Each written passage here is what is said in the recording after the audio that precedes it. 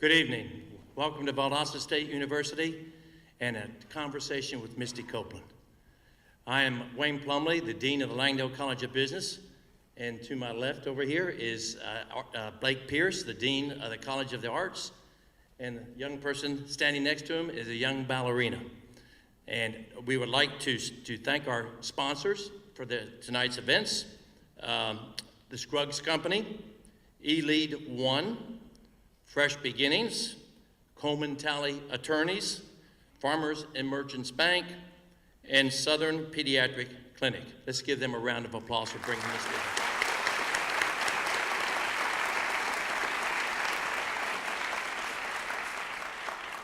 Dean Pierce. Thank you, Dr. Plumley. Good evening, and I extend greetings on behalf of the faculty, staff, and students of the College of the Arts here at Valdosta State University. We're delighted to have you here as our guest this evening. I want to thank Dr. Plumley and our partners in the Langdale College of Business Administration for allowing us to be partners in this endeavor. I also want to echo his sentiments, thanking our sponsors for making this event possible.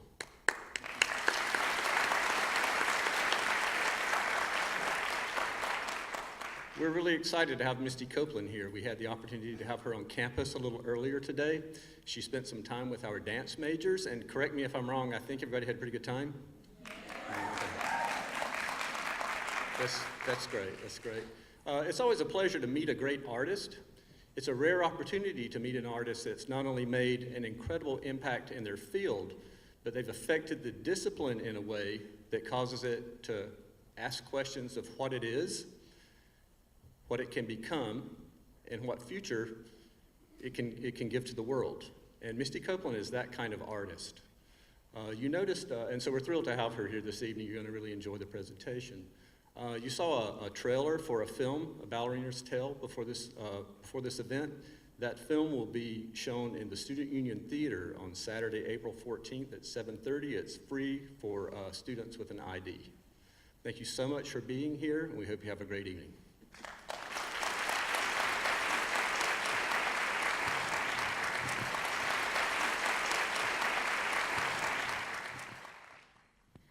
Good evening.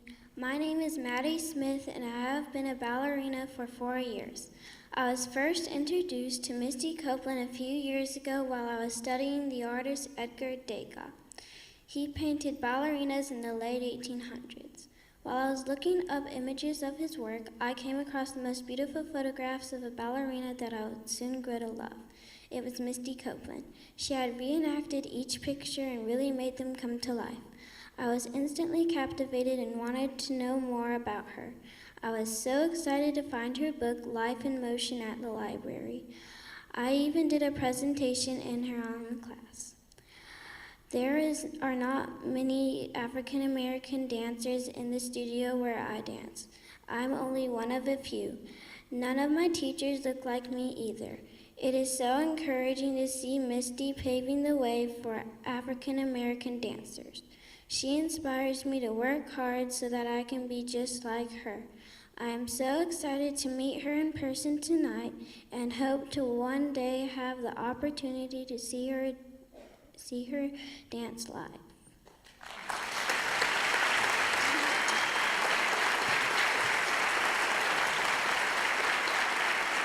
Thank you, Maddie. Would you please escort our honored guest out to the chairs, please?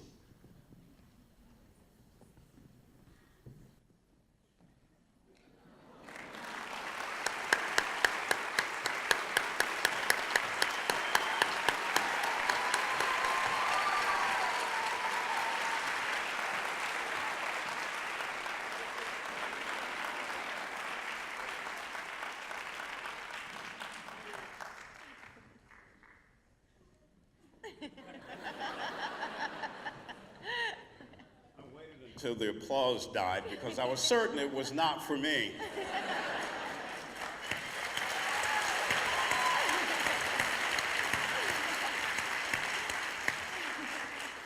This is a great night for Valdosta, isn't it? I've had a great time today showing Misty around, and I was told to prepare questions for this talk with her. And as I'm walking here, I thought, gosh, Misty, you've spent the better part of a day here. You've met some of Valdosta's finest. What do you think about our city? I haven't seen much of the city, but the people are incredible. And Well- I'm so happy and so honored to be here. Thank you so much for having me. And thank you to you, Dean Copeland and Dean Plumley. Thank you so much for bringing me here, and it's amazing. So there's the shout out to Valdosta that we've been waiting for. Thank you so much for that, Misty. So let's get down to business. Okay. You've had wonderful mentors over the course of your career and during your teen years. We've got a bunch of young people here. Just tell us how they should choose a mentor to look for guidance. Yeah, so for me, I don't think I really was introduced to that word or understood the power of it from a young age. I don't think until I was really a professional and living on my own in New York City that I really understood how I could benefit from having someone to help guide me. As most dancers know, you go off to become a professional between the ages of 16 and 19, which is extremely young, to be thrust into a big city like I was in New York City at 17 years old, and I was there on my own. I didn't have my parents, and I was just kind of, told like, okay, you're a professional, take care of yourself. And I think that was when I really started to understand how I could benefit from having a mentor in my life. But I think that as young people, it's also our responsibility, I think, to reach out and find people that we look up to, that can encourage us and motivate us, whether they're people you actually get to meet and interact with, or they're just people that you can learn about that will motivate you. But I think there are so many ways of finding mentors, and I've had so many that have been both, through actual interaction and then through people that I was just learning about that have given me so much power and courage to do what I do. And taking from that, you've done much work for the Boys and Girls Club of Yes. America. Yeah. In fact, you're in the Hall of Fame. So not only am I sitting with the prima ballerina, I'm sitting with a Hall of Famer. So tell us about your work with the Boys and Girls Club. I mean, I wouldn't be here. I wouldn't be a ballerina with American Ballet Theatre if it weren't for the Boys and Girls Club. I grew up in San Pedro, California, in Southern California, and I'm one of 6 children. I grew up in a single-parent home, often in an underprivileged community, really just struggling to get by. And the Boys and Girls Club was always that constant place. There was like a second home for me and my siblings that we could go to after school when my mother was working many jobs. And I loved the Boys and Girls Club. I was very active. I loved to play basketball. I loved to make weird things in the wood shop, and I was really good at pool, but it wasn't, I beat like grown men, like all the time when I was like 7 years old. But my real claim to fame was ballet. When I was 13 years old, a local ballet teacher came into the Boys and Girls Club and was looking for diverse students to give scholarships to that wouldn't have had an opportunity to be exposed to classical ballet, and I happened to be one of those students, and it completely changed my life. I took my first ballet class on a basketball court in socks and shorts and a t-shirt. And my teacher looked at me and she said, "I think you're a prodigy," and she brought me into her ballet school on full scholarship. So I feel like I'm forever indebted and so grateful to the Boys and Girls Club. So they're just such a part of me, and so whenever I'm traveling, no matter where I am across the United States, I try and find a club in that state and visit and talk to the kids, and so yes. And you found them today. They were here, and they had a great time. I think some of them are still here. I know, they made me such cute shirts. Yeah. Thank you for coming. So in your book, Life in Motion, you write that ballet teaches many things. It teaches discipline. It teaches poise. What else does it teach? I feel like whether it's a professional athlete or a child that just needs to have a release of so much energy, I feel like so many people can benefit from being a part of not just ballet, but the arts, the fine arts, dance. In some way, I don't think that I would have become who I am had I not been exposed to it. Just, as an example, I grew up in a single parent home, and I never really connected with my school. In public school, like, I was extremely shy. I never really spoke. I think I was really underdeveloped in a way that I should have been. I should have been much more developed at 13 years old, and I feel like the missing link was art, and it was dance, and I feel like it awakened so many things in my cognitive skills in my brain that I didn't have, outside of being exposed to the arts. So I just feel like it can benefit people in so many ways. I feel like it's taught me to be confident, to accept and love who I am. For the first time, I felt beautiful when I entered the ballet world. Mm-hmm. Before ballet, I was just this scrawny little girl with big feet and a little head. And I went into the ballet world, and it was like, wow, all of these characteristics, all of these things about you, they're perfect for ballet, and you're beautiful. And there were so many things that I never had that type of confidence. And I feel like it's made me into an incredible, caring and giving and nurturing person. So I look at you and I'm thinking there's something really interesting, just changing gears. Do you still sew? I do. Do you? Yeah. Tell us how you picked that part up. That's part of your artistry that many people don't hear about. I guess I was an interesting and different child growing up. I definitely was not like any of my other siblings. Again, they were all extremely outgoing and had loud voices, and I kind of hid in a corner and would do things like listen to Mariah Carey and create choreography. And so, I don't know, it's just, I think as a child, there was so much chaos in my home.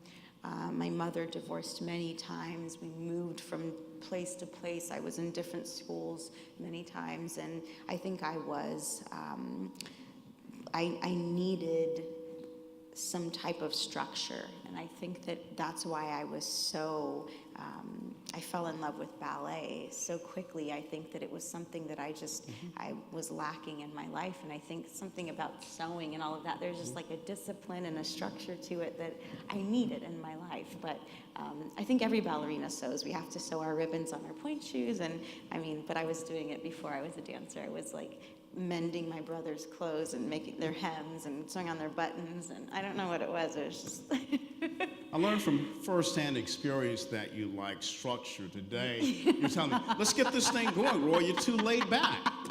I didn't think you wanted structure, something different. This is Valdosta. I definitely like structure no matter where I am. So, you say ballet isn't just about strength. It's just not about ability. You must look the part. Mm-hmm. How so? I've had a very different experience when it comes to that. From a young age, I grew up in a very diverse neighborhood. I grew up in Southern California, and the ballet studio that I was introduced to was very small and very tight-knit, and race was not something that ever came up. I was very aware of that before I entered the ballet world, coming from a biracial background. My mother made it very clear that I am biracial, but I will be seen by the world as a black woman. So that was something that I was very conscious of. But when I entered the ballet world, it was like I was this fairy. I was this amazing imaginary, like I was living in this fairy tale. And so race was not at all something that came up. But I was told, you have this ideal, physique, and you have the right body proportions. And then I entered the professional ballet world in New York City, and I was like, wow, I'm in a company of 80 dancers, and I'm the only black woman. And that went on for a decade. And that was when I realized I don't look the part. Right. And it wasn't just about the fact that I was capable and I had the right abilities and I had the right body proportion. There was this underlining thing that exists in the ballet world, which is you don't have the right skin color. And it's something that I've dealt with my entire professional career, and it's something that I speak so openly about because I feel like it's an issue, and it's something that needs to change in the ballet world. I think there are so many brown, black, minority dancers that look the part Right. and have the right body proportions and have, the right physique, and they're told no because they don't have the right skin color. But you're changing that. I hope so. You are. I talk about it a lot You do. And that's in appreciated. hopes of changing it. And I think you're making some inroads. Let's talk about a ballerina's body, and this is kind of directed toward our students. You mentioned something about a vision board. Mm-hmm. Talk to us about the significance of the vision board, what it means. Yeah. It's something that's always helped me, again, being someone that felt most comfortable when I was expressing myself through my body, not through my voice. And it was easiest and most cathartic for me to write, which I've been doing since I was, 14 years old. And also to just kind of visualize. I think as dancers and as artists, it's really easy for us to visualize what it is we want and what it is we want to do and what we want our future to be. And so I think it's really helpful for anyone to be able to kind of put that onto paper, and it kind of makes it something that you can look at every day, and it becomes a part of your subconscious, and then it becomes a reality. So I think it's something that's really helpful for everyone to be able to do, is to put something to paper, something visual that they can look at, that's like a constant reminder of what it is they want to succeed in. I started reading these various blogs about you and your contribution. Oh no. What did you read? to. Okay. I hope they were positive. No. Okay. And the world is expanding, and one of the critiques was that you're letting too many people in. Ballet's an art form. Should it be limited in any way? That, I think, is why people say it's dying. It just doesn't make any sense to me. They want to do outreach programs, and they want to still be relevant. So you can't exclude people. You can't exclude a certain group of people if you want it to continue to grow and to be relevant. We learn and we grow from being diverse. That's why the United States, that's why America is the strongest and best country, because we are the most diverse. And so no, I don't agree with that. Okay, so you suffered your first major injury, I presume, immediately after your first performance of Firebird. Is that correct? Maybe my second worst injury. Yeah. Okay. And this was a lower lumbar fracture, which is So that was my pretty major? first injury. When I was 19 years old, I had a stress fracture in my lower lumbar of my spine, and I was out for a year.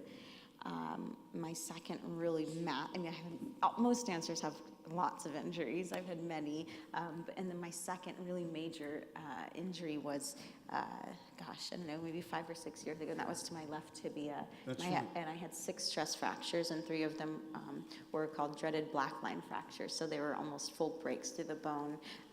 So I have a plate now in my left shin. And that was, I think, just at such a critical time in my career. Right. And yeah. And that was talked about in your short film, I believe, the tibia injury. Yeah, right. And my point is, physically, I understand how the body might overcome those. How do you, as a ballerina, psychologically overcome the impact of major injuries? Yeah, I think physically it's just as much as it is psychologically. I think especially the older you get. The first injury I had, I was 19 years old. So even then, a fracture is something that may not ever heal. And luckily, mine did heal at that age. But the one that I experienced in my shin was when I was 29 years old. So that's usually like, it's kind of, you know, I saw maybe 8 doctors and 7 of them said, sorry, you're not going to dance again. And if you do, you're never going to get back to where you are. So, I mean, that shows you that, you know, the body just doesn't heal in the way that it does when you're younger, you know, from something like that. And I was lucky enough to find a doctor that said, you will dance again. And I was like, you're the man. I'm going to go with you.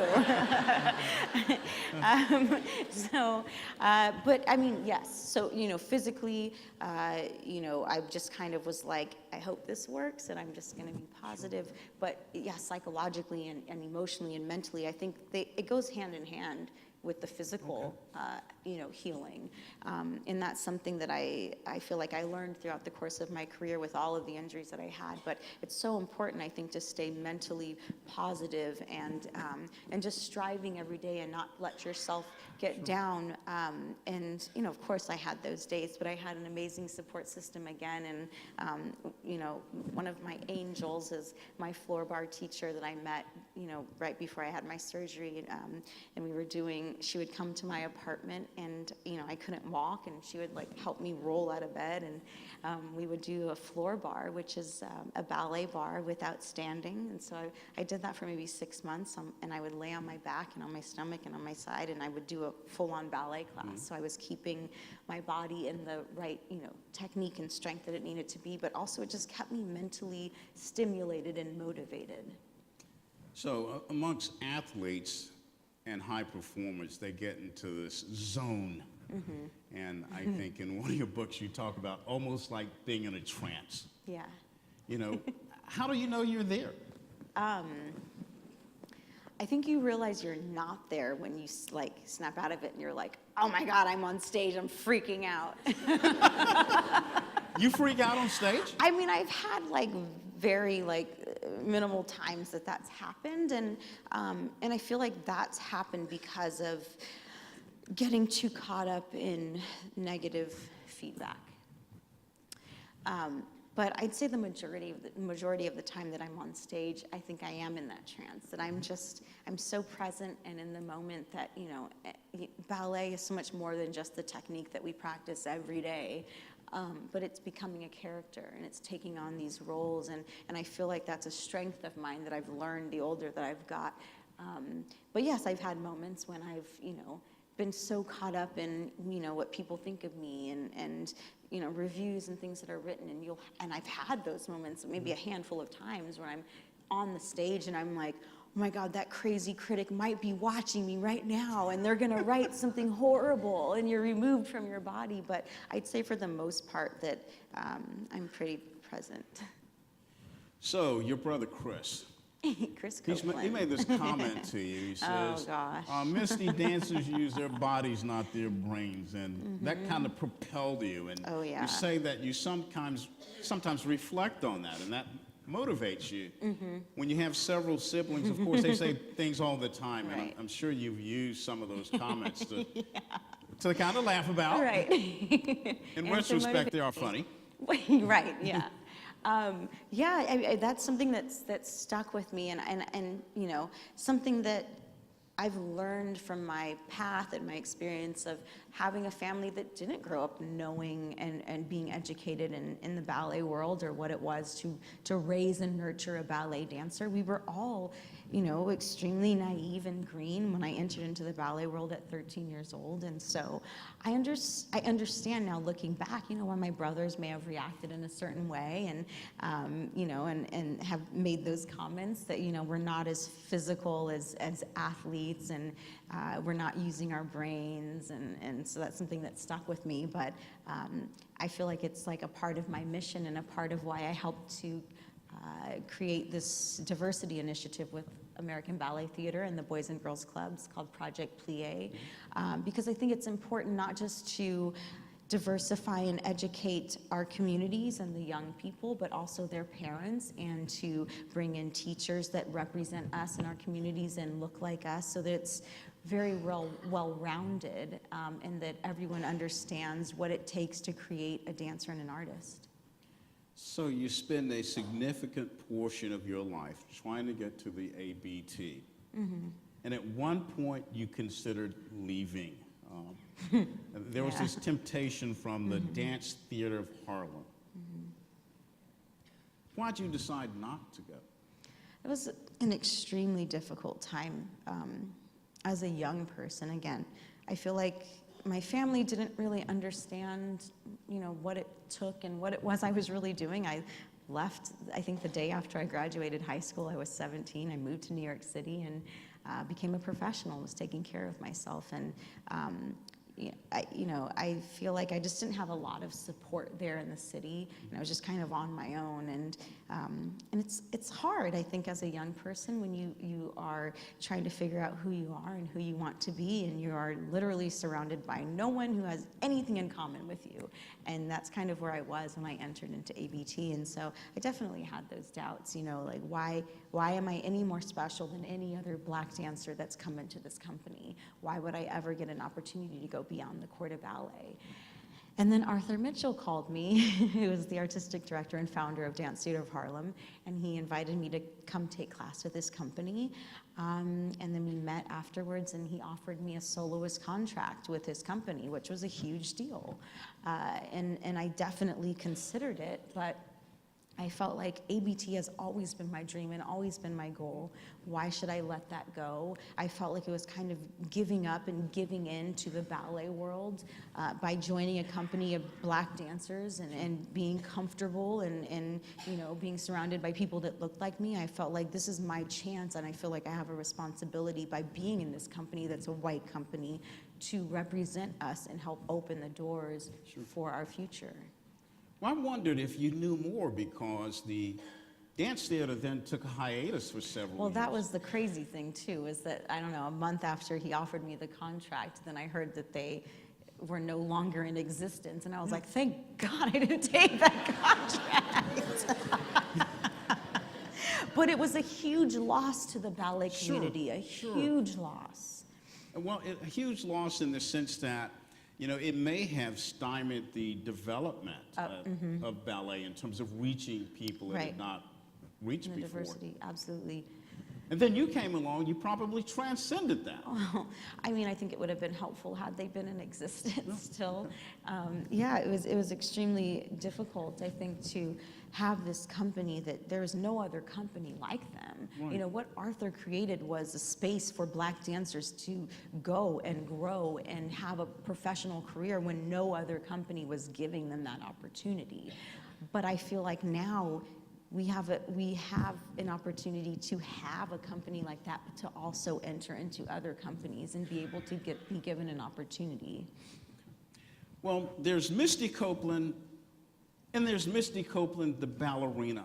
And just in reading about you and talking to you, they're two kind of different people.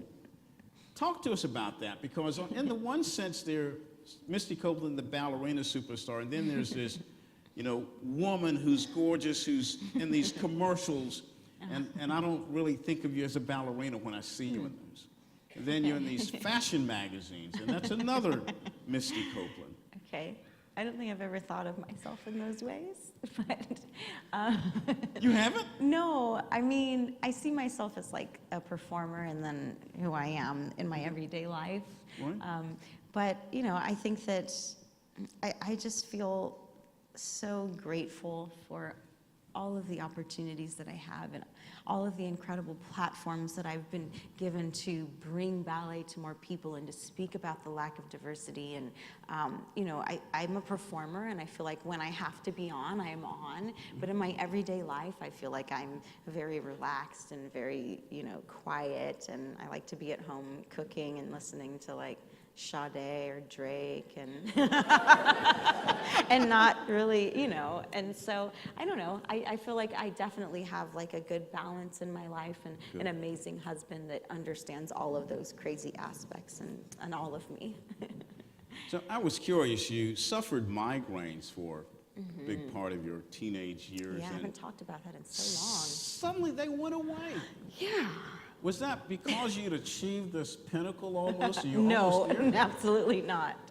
No. With no medication, no physician's intervention, they vanished. Yeah. I feel like growing up in such a chaotic atmosphere as a child, like from the time I can remember life, we were moving, there was fighting, there was divorce, there was, just struggling to survive, living in a motel, when are we gonna eat tonight? And so I feel like that became the norm, and I never felt like we were any different from anyone else, or that our lives were strange. Me and my 5 siblings, like we had each other and we were very happy, but it was, I think, very internally stressful for me. And I held that stress in a different way than any of my other siblings. And I had very severe migraines from the age of 7 until 17, to the point of, me having to leave school and just be in a dark room or vomiting. And so it was a big issue when I was leaving home and moving to New York City. My mother had conversations with my artistic director, like, there may be times when she can't perform because she might be throwing up. And we were like, okay. And for some reason, when I moved to New York City, it was like they literally just disappeared. And I feel like that type of stress just left my life. So you're this great ballerina. I've just got this question that's burning inside me. And I mentioned this to Cheryl, and she says, I don't know, Roy, you're a great ballerina, but can you jam? Can I jam? What do you mean by jam? Dance. I say so. I mean, I've always danced, since before I was training. So I would say so. Oh, okay. But I'm not the girl that's like in a club and I'm like in the middle of the dance floor with everyone around me. Like, that's not me. So we're going to see if she can jam. No! Strike the music up. I'm only kidding. I'm kidding. So, you have this brilliant performance, Firebird. Is Firebird your favorite? No. It's not? It's difficult, though. No, I mean, it definitely, what it represents and what it did for my career is unbelievable. And I feel like that's why it holds such an amazing place in my heart and with the community that knows my story, and why it motivated me to write the children's book, which is not based on the ballet, but based on just my experience of my relationship with Raven Wilkinson, who's an amazing African-American ballerina, who's a mentor of mine. But no, it's extremely physical and extremely difficult, and it's actually how I got my injury. Yeah, that's right.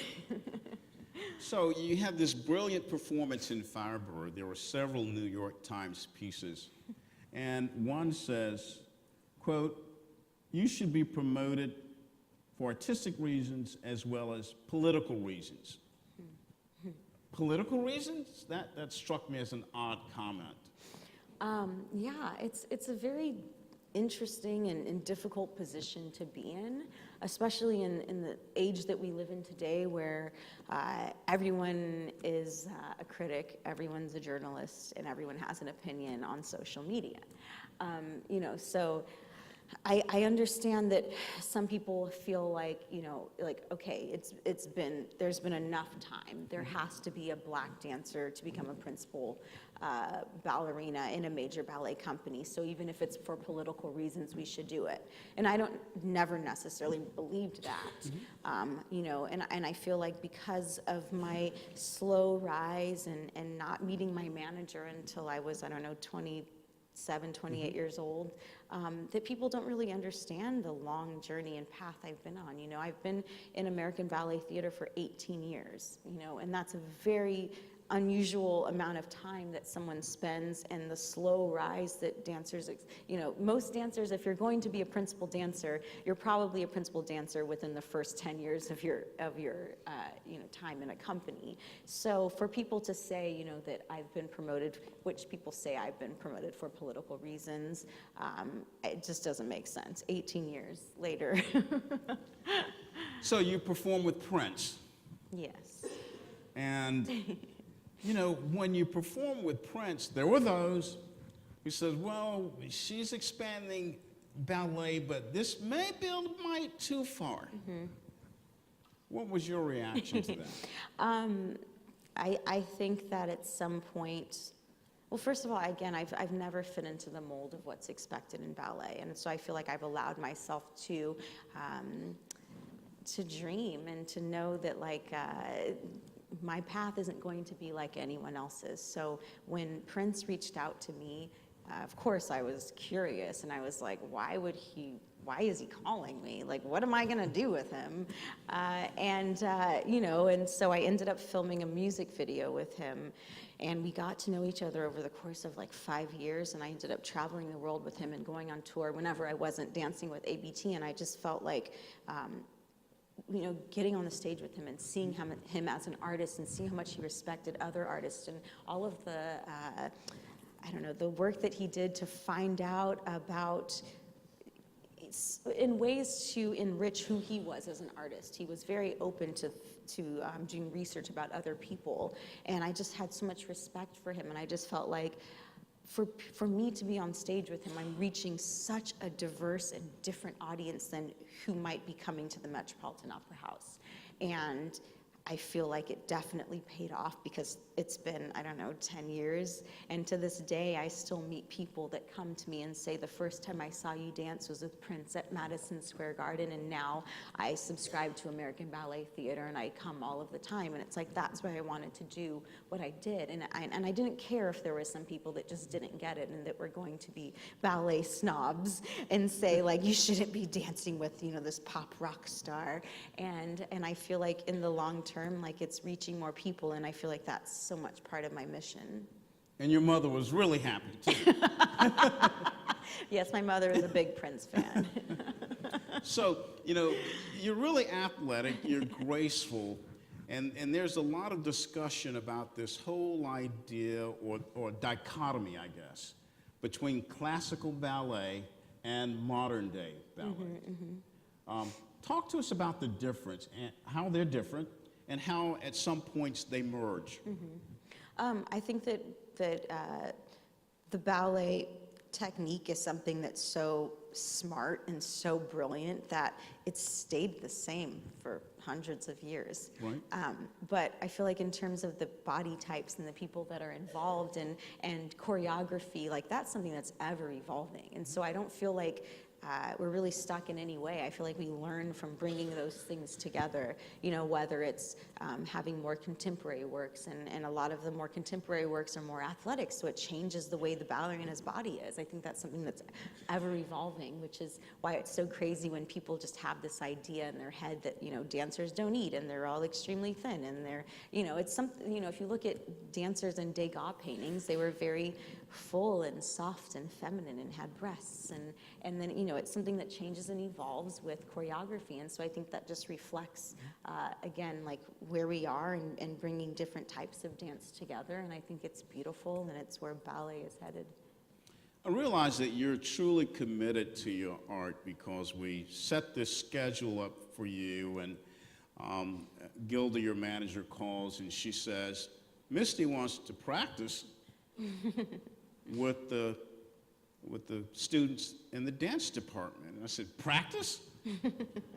She's not going to talk. No, she wants to work out with them. We're really happy that you did that, and that spoke volumes in terms of your commitment to your profession and to young people. So you had this affinity for Krispy Kreme donuts? I didn't know that was where you were going. Yeah.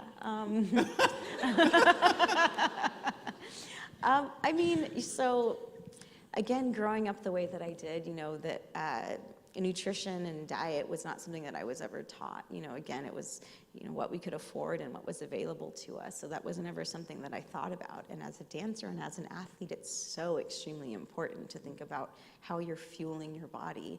And I don't think I really understood that until I moved to New York City and was living on my own, and hitting puberty and my body changing all of a sudden when I was a professional dancer, and realizing I can't eat Flamin' Hot Cheetos and hot dogs and look the way, I did. I went through a really tough time with my company where I was being pulled aside, week after week and being told to lengthen, to lose weight. And I had absolutely no idea how to deal with that. Never in my life. I mean, I was this tiny, skinny little thing my entire life, and now all of a sudden I was too big. And I had no idea how to deal with that. I didn't have anyone around me that was there to support me or tell me how to take care of myself. And so instead of, I think what most people would think a dancer would do, which is to have an eating disorder, I would go to Krispy Kreme.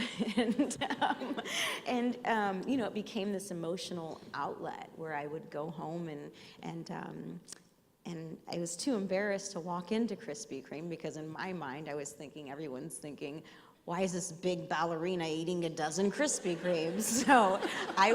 So I ended up calling them and they said, sorry ma'am, like we don't deliver to homes, only to corporations. So I hung up and I called back and I was like, this is a corporation. Can I have a dozen Krispy Kreme? And they said, well, you can have 2 dozen because that's our limit. And I was like, okay.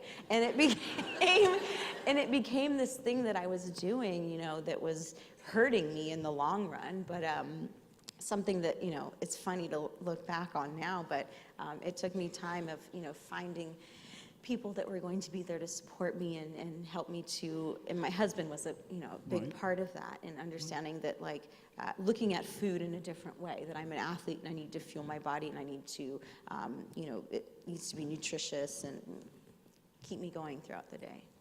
So one final question. You've reached the pinnacle of your career by any measure. You've got international acclaim.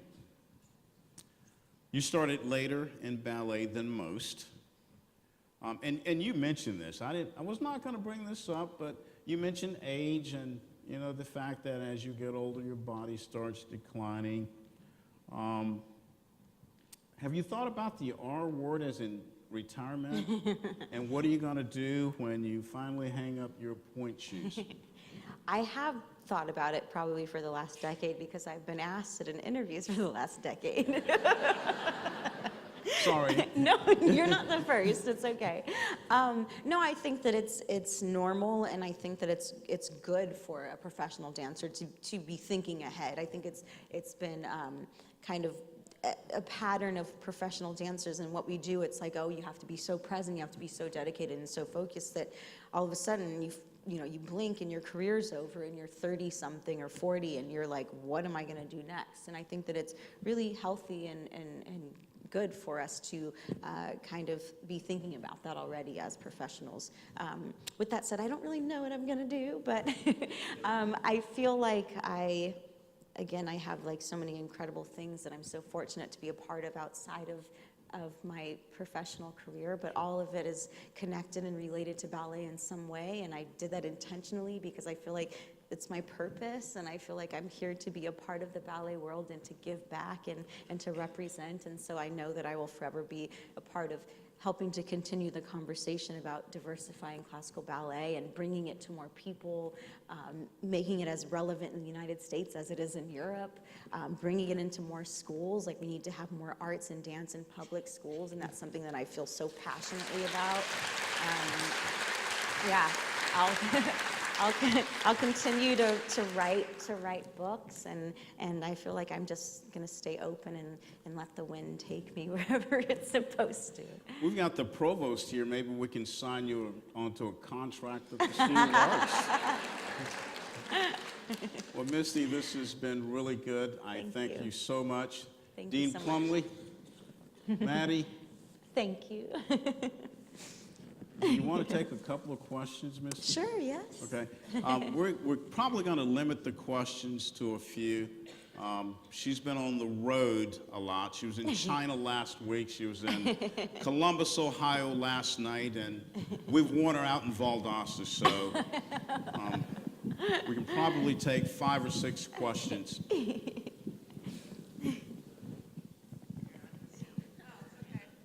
Hi, Misty. How you doing? Good. I was the lady that was filming you today on the outside. Oh. So I'm from the Central New Jersey Ballet Theatre, and I've been following you for years now. Thank you. Before you were probably popular. I just want to know, what is your favorite ballet? What is your favorite role that you just love? Yeah.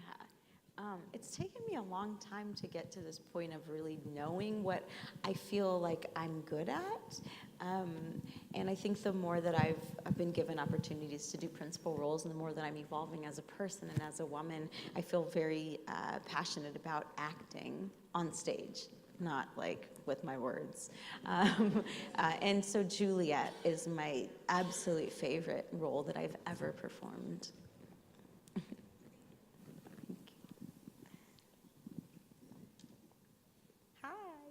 Where were you born? Oh, okay. So I actually was born in Kansas City, Missouri, but I moved to Southern California when I was 2, so I don't really remember much about it. Hello. Hello. Nice to see you again. Nice to see you again, too. So, I want to know, when you started ballet, who were you looking up to? Mm-hmm. Like, who were your models? Yeah, like dance. And I really love you, too.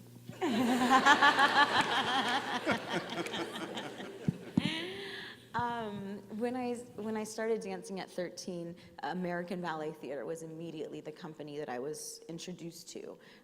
And so at the time that I started, Paloma Herrera was like on the rise. She was like the biggest star in American ballet.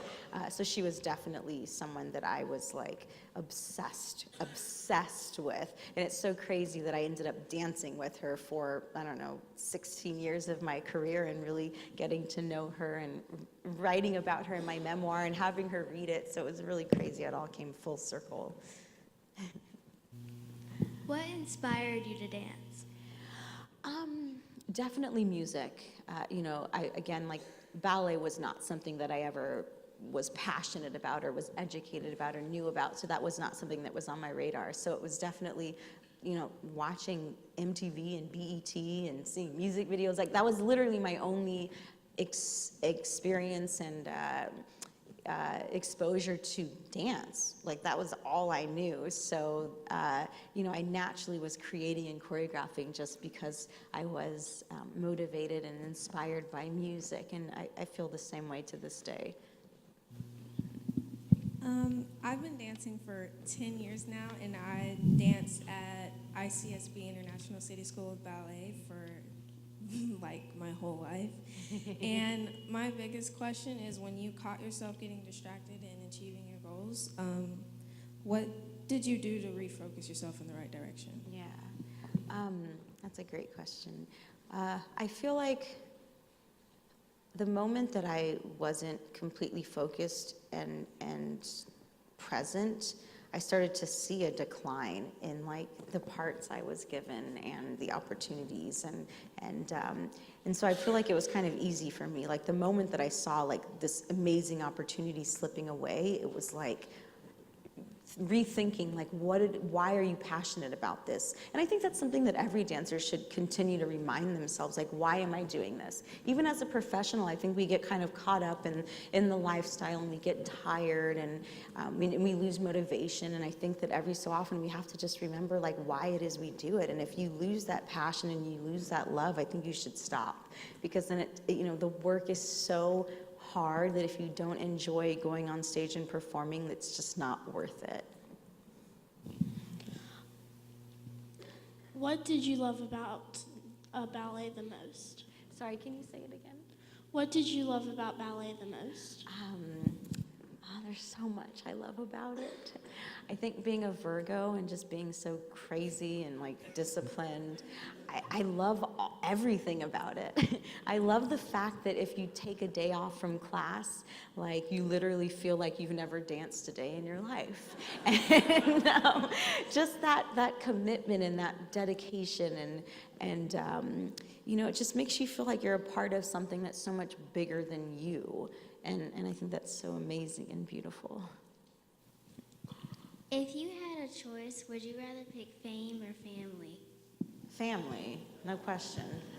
Like that word fame just makes my skin crawl, and I have like I feel no connection to it. Like why I do what I do is not for any of those reasons. Like I think to bring ballet to more people and to bring, expand and diversify it, I think is so extremely important, but just to be famous, like it's so empty to me. Hi, Misty. Hi. Hello. Okay. So, as the first African American principal dancer in ABT, you were, placed into a role that obviously you didn't, ask for, to be this role model. So, does the pressure ever get to you that, does it weigh on you, and how so? If so, how do you deal with that? I never have felt pressure because I don't feel like this is a position that's been like put on me. I feel like it's something that I've taken on myself, and not every dancer has to be a role model, but I feel very comfortable in that position, and so I don't necessarily feel the pressures in that way, and I think it all comes back again to like the criticism of being exposed to social media and things like that tend to put different types of pressures on me. But in terms of being a representation for African American dancers and for ballet dancers in the United States, like I don't feel any pressure. I feel like it's an amazing and beautiful responsibility that I'm happy to have. Okay, we're going to take one more. Okay.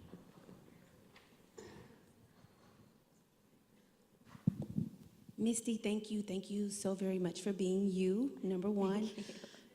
Two, I am a parent of a dancer, and all of her entire life, she's 4'11". And as a parent, what are some of the words that you can give me to encourage her for all of the times that they have told her no because of her height, one, and because of her muscular body? Mm-hmm. Thank you for that. That was an amazing last question. Yeah, I mean, I'm 5'2", and I've always been told I'm too muscular and my boobs are too big and my skin is too dark. And to me, I think that especially in the climate of today in terms of the ballet world, where the spotlight is really on us and it's not as closed as it has been. And I feel like this kind of hidden language of saying you don't have the right body or saying you're too short, to me, is you don't have the right skin color. And I think that it's so important to acknowledge and accept that it's beautiful to be an individual and it's beautiful to be different, and that we shouldn't all be the same and try and look the same. And I think it's about finding the right place for you where you're going to be accepted and celebrated and nurtured, and that's the place where you belong. So don't give up. You're going to hear so many no's. Everyone experiences that in life, no matter what career they're in, and it's about persevering and learning from those struggles. Thank you.